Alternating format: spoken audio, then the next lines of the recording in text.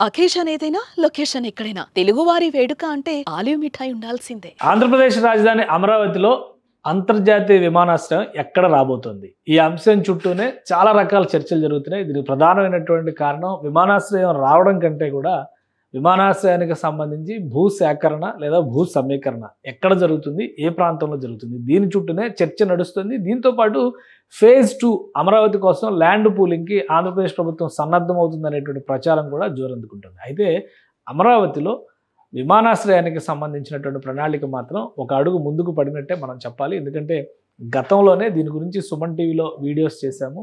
అప్పటికి ఏమీ లేదు, విమర్శలు కూడా ఎదుర్కొన్నాం. కానీ తర్వాత వైబిలిటీ సర్వేకి సంబంధించి టెండర్స్ రిలీజ్ చేయడం, సివిల్ ఏవియేషన్ మినిస్ట్రీ ముఖ్యంగా అమరావతి, శ్రీకాకుళం ప్రాంతాల్లో విమానాశ్రయాల నిర్మాణానికి సంబంధించి అనువైనటువంటి భూములు, ప్రాంతాల పరిశీలన పైన ఇప్పుడు కసరత్తు జరుగుతున్నటువంటి పరిస్థితి ఉంది. అలానే అమరావతికి ఎటువైపు నుంచి చూసినా కానీ విజయవాడ నగరానికి సమీపంలో ఉన్నటువంటి విమానాశ్రయాన్ని వాడుకోవచ్చు అనేటువంటి విమర్శలు కూడా ఎక్కువగానే వినిపిస్తున్నాయి. కానీ విజయవాడ నగరానికి గన్నవరం ఎయిర్పోర్ట్కి దాదాపు 20 కిలోమీటర్ల దూరం ఉంది. అదే అమరావతితో పోల్చి చూసినప్పుడు అది దాదాపు 35 నుంచి 40 కిలోమీటర్ల దూరం ఉంది. సో ఈ ప్రాంతంలో ఉన్నటువంటి ప్రయాణ అవసరాలు, భవిష్యత్ అవసరాలను దృష్టిలో పెట్టుకొని అమరావతిలో అది కూడా ప్రస్తుతం ఉన్నటువంటి గుంటూరు జిల్లా పరిధిలోనే విమానాశ్రయం ఏర్పడుతుందనేటువంటి సమాచారాన్ని గతంలో కూడా మనం డిస్కస్ చేసాం. ఇప్పుడు అదే కోణంలో రాష్ట్ర ప్రభుత్వం చేసినటువంటి కొన్ని వ్యాఖ్యలు, రాష్ట్ర ప్రభుత్వానికి సంబంధించినటువంటి కీలకమైనటువంటి మంత్రులు చేసినటువంటి వ్యాఖ్యల ఆధారంగా చూస్తే అమరావతి అంతర్జాతీయ విమానాశ్రయానికి భూసేకరణ పైన ఎక్కడెక్కడ అధ్యయనాలు జరుగుతున్నాయి ఒకసారి విశ్లేషించేటువంటి ప్రయత్నం చేద్దాం. ఆంధ్రప్రదేశ్ రాజధానికి సంబంధించినటువంటి ప్రణాళిక ఇది. గతంలో కూడా చాలాసార్లు మనం చూసాం. ఇది అమరావతి కేవలం ఈ చిన్న భాగంలో మాత్రమే అమరావతి నగరం ఉంటుంది. ఇది సీడ్ క్యాపిటల్, కోర్ క్యాపిటల్ అని చెప్పి అంటున్నారు. రాజధాని నగరంగా దీన్ని మాత్రమే మనం చూస్తాం. టోటల్ ఈ రీజియన్ మొత్తాన్ని చూస్తే కనుక ఇది APCRDA అంటే క్యాపిటల్ రీజియన్ డెవలప్మెంట్ అథారిటీ అనేటువంటి పేరుతో ఈ మొత్తం ఎలా అయితే హైదరాబాద్ నగరంలో హుడా, HMDA ఇలా ఏర్పడినాయో అదే తరహాలో డెవలప్మెంట్ కోసం మొత్తం APCRDA రీజియన్ కింద దీన్ని మొత్తాన్ని డెవలప్ చేశారు. దీన్ని దృష్టిలో పెట్టుకొని ఒక ఇన్నర్ రింగ్ రోడ్డు, ఒక ఔటర్ రింగ్ రోడ్డు ప్రణాళికను కూడా రాష్ట్ర ప్రభుత్వం సిద్ధం చేసింది. సో ప్రణాళిక పరంగా చూస్తే అమరావతి రాజధాని నగరానికి సంబంధించి 55,000 ఎకరాల వరకు భూములు అందుబాటులో ఉన్నాయనేటువంటి ఆలోచన అందరికీ ఉంది. కానీ ఇందులో మ్యాక్సిమం 30 to 35% భూములు రిటర్నబుల్ ప్లాట్ల కేటగిరీలో వెళ్ళిపోతాయి. అంటే ఈ మొత్తం భూముల్లో ఎవరైతే ల్యాండ్ పూలింగ్కి భూములు ఇచ్చారో వాళ్ళందరికీ కూడా రెసిడెన్షియల్ ప్లాట్స్, కొన్ని కమర్షియల్ ప్లాట్స్ సో ఆ రూపంలో వెళ్ళిపోతాయి. తర్వాత నగరానికి అవసరమైనటువంటి మౌలిక వసతులు, వనరుల కల్పన విషయంలో భాగంగా రహదారులు, పబ్లిక్ పార్కులు, దేవాలయాలకు సంబంధించి, పాఠశాలలు, విద్యా సంస్థలకు సంబంధించి ఈ విధంగా చాలా భూములు కేటాయిస్తే రాష్ట్ర ప్రభుత్వానికి మిగిలేది ఓవరాల్గా 6,000 ఎకరాల కంటే ఎక్కువ మిగిలేటువంటి అవకాశం లేదు అనేటువంటి చర్చ మొదటి నుంచి జరుగుతుంది. ఈ క్రమంలోనే inner ring road, outer ring రోడ్లను ప్రాతిపదికగా చేసుకుని అమరావతి అవసరాలకు తగ్గట్టుగా నగర విస్తరణ ప్రణాళికను అమలు చేయాలని రాష్ట్ర ప్రభుత్వం భావిస్తుంది. ఆ క్రమంలో చూసినప్పుడు అంతర్జాతీయ విమానాశ్రయానికి సరైనటువంటి స్థలంగా ఎంచుకునేటువంటి అవకాశం ఉన్న ప్రాంతాలను ఒకసారి మనం పరిశీలించే ప్రయత్నం చేద్దాం. దీనిపైన గతంలో కూడా చాలా చర్చ జరిగింది. రాష్ట్ర ప్రభుత్వానికి సంబంధించినటువంటి అధికారులు పర్యటనలు జరిపారు. ఇది టోటల్గా CRDA మండలాలుగా విభజన చేసి చూసినప్పుడు ఉత్తర మండలం, ఈశాన్య మండలం, తూర్పు మండలం, మధ్య మండలం, అలానే ఆగ్నేయ మండలం, దక్షిణ మండలం, నైరుతి మండలం ఇలా మొత్తం 9 మండలాలుగా విభజించారు ఈ ప్రాంతం మొత్తాన్ని కూడా. సో ఆ కోణంలో చూసినప్పుడు అమరావతి నగర నిర్మాణ ప్రణాళిక కేవలం కోర్ క్యాపిటల్ ఏరియా అంటే ఈ సెంట్రల్ జోన్లో ఉన్నటువంటి ఈ ప్రాంతం మాత్రమే అమరావతి రాజధాని అయితే దాన్ని 9 నగరాలుగా మళ్ళీ విభజన చేస్తూ ఒక ప్రణాళికను చేశారు. ఆ 9 నగరాల ప్రణాళిక ఇది. అయితే అమరావతి ఇన్నర్ రింగ్ రోడ్ ఈ ప్రాంతంలో వస్తుంది. ఇన్నర్ రింగ్ రోడ్ ప్రణాళిక సజీవంగా ఉంది అని చాలాసార్లు సుమన్ టీవీలో మనం వీడియోలు చేసాం. కానీ చాలామంది అభ్యంతరాలు చెప్పారు. కానీ ఇన్నర్ రింగ్ రోడ్ నిర్మాణం దిశగా ఆంధ్రప్రదేశ్ ప్రభుత్వం అడుగులు వేస్తుంది.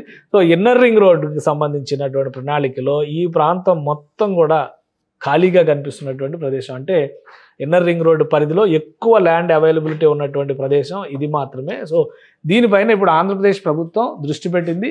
ముఖ్యంగా రాజధానికి సమీపంలో అంటే రాజధాని నగరం పరిధిలో కాకుండా రాజధానికి సమీపంలో ఉండే విధంగా అంతర్జాతీయ విమానాశ్రయాన్ని రూపొందిస్తే అటు గుంటూరు నగరానికి, ఇటు అమరావతి నగరానికి మధ్యస్థంగా ఈ కొత్త ప్రాంతం ఉంటుందనేటువంటి అంచనాను వేస్తున్నారు. ఈ క్రమంలోనే ఈ ప్రాంతంలో అధ్యయనాలు జరుగుతున్నట్టుగా తెలుస్తుంది. భూముల సేకరణకు సంబంధించినటువంటి అవకాశాలు, అలానే ఒకవేళ ల్యాండ్ పూలింగ్కి కనుక రైతులు ఆసక్తిగా ఉంటే ఆ ప్రాంతాల్లో ఏ విధంగా ప్రణాళికను అమలు చేయాలనేటువంటి ఆలోచన. ఇది మొత్తం inner ring road, outer ring రోడ్తో కలిపి ఉన్నటువంటి మ్యాప్. ఒకసారి దీన్ని చూస్తే మనకు అర్థమవుతుంది. ఈ బ్లూ సర్కిల్ అంతా inner ring road, red circle అంతా outer ring road. Outer ring road పరిధిలో గుంటూరు నగరం కూడా ఉంది. ఇక్కడ అవుటర్ రింగ్ రోడ్ పరిధిలో విజయవాడ నగరం ఇన్నర్ రింగ్ రోడ్ పరిధిలోకి వచ్చేసేటువంటి పరిస్థితి ఉంది. ఇన్నర్ రింగ్ రోడ్ పరిధిలో అమరావతి నగరం, విజయవాడ నగరం ఈ రెండు ఉంటాయి. ఇక్కడ కొంత భాగం ముఖ్యంగా తాడేపల్లి, మంగళగిరి మున్సిపాలిటీకి సంబంధించినటువంటి ప్రదేశం. సో అందుకనే ఇప్పుడు 4 నగరాల సమాహారం అనేటువంటి చర్చ పదే పదే అమరావతికి సంబంధించి జరుగుతుంది. ఈ నేపథ్యంలో ఇక్కడ ఉన్నటువంటి భూముల అవకాశాలను దృష్టిలో పెట్టుకొని ఇన్నర్ రింగ్ రోడ్డు పరిధిలో ఖాళీగా ఉన్నటువంటి ప్రాంతాలని, అంటే ల్యాండ్ పూలింగ్ లేదా ల్యాండ్ ఎక్విజిషన్ అనేటువంటి కోణంలో 2 విషయాలపైన రాష్ట్ర ప్రభుత్వం అధ్యయనం చేస్తుంది. ముఖ్యంగా ఇన్నర్ రింగ్ రోడ్ ఆనుకుని ఉన్నటువంటి ఈ బ్లాక్ స్పేసెస్, ఇది మొత్తం కూడా రాజధాని నగరంలోకి వచ్చేటువంటి ప్రాంతం కాదు. ఇది ఇప్పుడు రాజధాని నగరంలో కలుపుకునేందుకు కావలసినటువంటి ప్రణాళికను సిద్ధం చేస్తున్నారు. ఎందుకంటే ఇలా వస్తుంది ఎర్రుబాలెం నుంచి నంబూరు వెళ్ళేటువంటి అమరావతి రైల్వే లైను. ఇక్కడే భూసేకరణ ద్వారా 1500 ఎకరాలతో పెదపరిమి సమీపంలోనే ఒక భారీ రైల్వే స్టేషన్ని అక్కడ ఏర్పాటు చేయాలనేటువంటి అంశాన్ని రాష్ట్ర ప్రభుత్వం పరిశీలిస్తుంది. దీనికోసం ప్రభుత్వ భూములు అక్కడ ఎంతవరకు అవైలబుల్ ఉన్నాయి, ప్రైవేటు భూములు తీసుకోవాల్సి వస్తే ఏ విధంగా తీసుకోవాలి, ఈ అంశం పైన ఒక అధ్యయనం జరుగుతుంది. ఇది పాయింట్ నెంబర్ 1 అయితే, రెండవ అంశం అంతర్జాతీయ విమానాశ్రయానికి సంబంధించి ఈ ప్రాంతం పరిధిలోనే ఇప్పుడు అధ్యయనాలు విస్తృతంగా జరుగుతున్నట్టుగా తెలుస్తుంది. ఇక్కడ ప్రత్యేక బృందాల ద్వారా పరిశీలన జరిపేటువంటి ప్రయత్నం జరుగుతుంది. ప్రత్యేక బృందాలు ఇందులో ఎక్కడెక్కడ భూములు ఎంత అవైలబుల్ ఉంది, ఆ భూముల్ని ఏ విధంగా మనం తీసుకుని ఉపయోగించడానికి అవకాశం ఉంటుందనేటువంటి అంశాలపైన రాష్ట్ర ప్రభుత్వం ప్రత్యేకంగా ఫోకస్ పెట్టింది.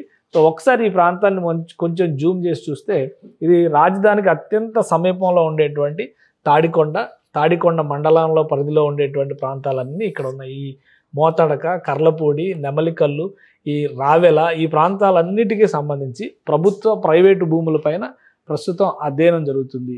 అమరావతి అంతర్జాతీయ విమానాశ్రయానికి 5000 ఎకరాల భూములు అవసరమైతే కనుక ఈ ప్రాంతం నుంచి భూములు సేకరించడానికి ఎక్కువగా స్కోప్ ఉంది. రాజధాని విమానాశ్రయం వచ్చేది ఇక్కడే అని చెప్పొచ్చు. దానికి మరొక 2 ప్రధానమైన కారణాలు ఏంటంటే, ఇటు గుంటూరు నగరం, అటు అమరావతి నగరం అటాచ్ అయ్యి ఉండడం అనేది ఒక ఆస్పెక్ట్ అయితే, నేషనల్ హైవే 16కి అతి సమీపంలో ఉండడం, అలానే రైల్వే లైన్, కొత్తగా వస్తున్నటువంటి రైల్వే లైన్కి అతి సమీపంలో ఉండడం, ఈ 2 అంశాలని దృష్టిలో పెట్టుకుని రాష్ట్ర ప్రభుత్వం ఈ ప్రాంతం పైన ప్రత్యేకంగా అధ్యయనం చేస్తున్నట్టుగా తెలుస్తుంది.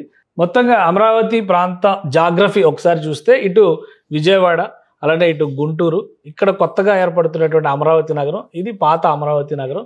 మొత్తం రింగ్ రోడ్డు పరిధిని చూసినప్పుడు అవుటర్ రింగ్ రోడ్ ఈ ప్రాంతం మొత్తాన్ని కూడా కవర్ చేస్తుంది. ఇన్నర్ రింగ్ రోడ్డు కేవలం ఈ ప్రాంత పరిధిలో మాత్రమే వెళ్తుంది. సో అందుకనే ఈ ప్రదేశాన్ని ప్రత్యేకంగా, అంటే పెదకూరపాడు నియోజకవర్గ పరిధిలోకి వచ్చేటువంటి ప్రాంతాలు ఉన్నాయి. ఇక్కడ తుళ్ళూరు నియోజకవర్గం అంతా కూడా ఇటు సైడ్ అమరావతి ప్రాంత పరిధిలోనే ఉంది. సో అందుకనే ఈ ప్రాంతంలో ఉన్నటువంటి ప్రభుత్వ ప్రైవేటు భూములపైన ప్రస్తుతం అధ్యయనం జరుగుతుంది. అమరావతికి సంబంధించినటువంటి అంతర్జాతీయ విమానాశ్రయ ప్రణాళిక విషయంలో తాడికొండకి అతి సమీపంలో ఉన్నటువంటి ఈ ప్రాంతాలపైనే ప్రత్యేకంగా రాష్ట్ర ప్రభుత్వానికి సంబంధించినటువంటి అధికారులు ఆ ప్రాంతంలో భూమికి సంబంధించి, అంటే భూమి అక్కడ ఉండేటువంటి నిర్మాణ ప్రణాళిక విషయంలో ఎయిర్పోర్ట్ నిర్మించడానికి ఎంతవరకు భూముల సారం కానీ, భూముల విషయం కానీ ఎంతవరకు అనుకూలంగా ఉంటుందనేటువంటి అంశం పైన కూడా అధ్యయనం జరుగుతున్నట్టుగా తెలుస్తుంది. ఇవన్నీ కూడా తాడికొండ మండలం పరిధిలోకి వచ్చేటువంటి ప్రాంతాలే. ఇటు పొన్నెకల్లు, ఇటు రావెల, పాములపాడు, లచ్చన్న గుడిపూడి, అలానే నిడుముక్కల, ఈ ప్రాంతాల పరిధిలో వచ్చేటువంటి అవకాశాలు ఉన్నాయి. ఎందుకంటే ఇక్కడ నేషనల్ హైవేని దృష్టిలో పెట్టుకొని కూడా మనం చూడాల్సినటువంటి అవసరం ఉంటుంది. 2 నేషనల్ హైవేస్ ఇక్కడ కలుస్తున్నాయి. NH16తో పాటు కొత్తగా వస్తున్నటువంటి 544D, 167A, ఈ 2 రహదారులు కూడా ఈ మార్గం నుంచి వస్తున్నాయి. ఒక ప్రధానమైనటువంటి అమరావతి రైల్వే లైన్ ఈ మార్గం నుంచే వస్తుంది. కాబట్టి ఈ పరిసర ప్రాంతాల్లో భూములపైన రాష్ట్ర ప్రభుత్వం ప్రత్యేకంగా అధ్యయనం చేసినట్టుగా తెలుస్తుంది. గత 2-3 రోజులుగా రాష్ట్ర మున్సిపల్ శాఖ మంత్రి వివిధ ప్రాంతాల్లో ఇప్పటికే ముఖ్యమంత్రి సూచన మేరకు, రాష్ట్ర ప్రభుత్వ పరిశీలనల మేరకు ఇప్పటికే అధికారులు ఇచ్చినటువంటి నివేదికల ఆధారంగా ఆయా ప్రాంతాల్లో మంత్రి నారాయణ పర్యటిస్తున్నారు. కృష్ణానదికి ఆవలి గట్టున స్పోర్ట్స్ సిటీ అనేటువంటి ప్రతిపాదనలు పరిశీలించేందుకు కొన్ని భూముల్ని పరిశీలించారు. ఆ తర్వాత అమరావతిలో నిర్మాణానికి కావాల్సినటువంటి గ్రావెల్ సేకరణ కోసం అనంతవరం కొండల పరిధిలో కూడా పర్యటన జరిపారు. ఇప్పుడు తాజాగా ఎయిర్పోర్టుకు సంబంధించి భూసేకరణ లేదా సమీకరణ ఈ అంశాలపైన వస్తున్నటువంటి చర్చలకి అనుగుణంగా ఆయా ప్రాంతాల్లో భూముల అవైలబిలిటీ పైన కూడా రాష్ట్ర ప్రభుత్వం ఫోకస్ పెట్టింది. ఓవరాల్గా ల్యాండ్ పూలింగ్ ఫేజ్ 2 అనేటువంటి అంశం ఉంటుందా లేదా అనేది ప్రస్తుతానికి అప్రస్తుతం అయినప్పటికీ కూడా అమరావతి అంతర్జాతీయ విమానాశ్రయం పైన మాత్రం రాష్ట్ర ప్రభుత్వం ప్రత్యేక కసరత్తు చేస్తుంది. ఇప్పటికే దీనిపైన ఫీజిబిలిటీ సర్వేల కోసం టెండర్లని పిలవడం, దానిపైన అధ్యయనాలు జరుగుతున్నటువంటి నేపథ్యంలో ఏ ప్రాంతంలో అనువైనటువంటి అవకాశాలు ఉన్నాయనే అంశంపైన రాష్ట్ర ప్రభుత్వం ప్రత్యేకంగా ఫోకస్ పెడుతుంది. ఇందులో చెప్పాలంటే టాప్ లిస్టులో ఇప్పుడు గుంటూరు, అమరావతి నగరాల మధ్య ఉన్నటువంటి ప్రాంతమే ఉంది అని చెప్పొచ్చు. సుమన్ టీవీలో మీ పర్సనల్ అండ్ బిజినెస్ ప్రమోషన్స్ కోసం కింది నెంబర్కి కాంటాక్ట్ చేయండి.